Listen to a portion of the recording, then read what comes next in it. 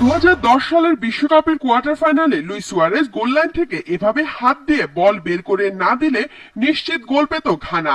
হ্যান্ডবলের কারণে উরুগুয়ের তারকা লাল কার্ড দেখে দলকে বাঁচিয়ে দেন। ঘানা পেনাল্টি পেলেও গোল করতে ব্যর্থ হয়। টাই ব্রেকারে ম্যাচ জিততে যায় উরুগুয়ে। 14 বছর কেটে গেলেও সুয়ারেজ ঘানার ফুটবল প্রেমীদের কাছে খলনায়ক, কিন্তু দেশের মানুষের কাছে এখনো মহানায়ক। দলকে কখনো বিশ্বকাপ না জেতালেও দেশের জন্য মাঠে তিনি জন্ম দিয়েছেন বহু নাটকের। সর্বোপরি ফুটবলের জন্য আলোচিত হয়েছেন এই উরুগুয়ের ফরওয়ার্ড। তবে আর নয়, এবার পুরোপুরি আন্তর্জাতিক ফুটবলকে বিদায়ের কথা জানিয়ে দিয়েছেন।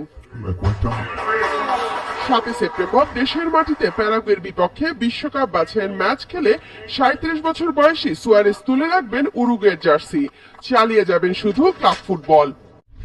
2007 সালে কলম্বিয়ার বিপক্ষে উরুগুয়ে জার্সিতে অভিষেক হয় তার। প্যারাগুয়ের বিপক্ষে নামার আগে পর্যন্ত 17 বছরের ক্যারিয়ারে 142 ম্যাচে 69টি গোল করেছেন এই ফরওয়ার্ড। তিনি উরুগুয়ের ইতিহাসে সর্বোচ্চ স্কোরার। ক্যারিয়ারে 3টি করে বিশ্বকাপ ও কোপা আমেরিকা খেলেছেন। 2010 বিশ্বকাপে 3 গোল করে দলকে তোলেন সেমিফাইনালে।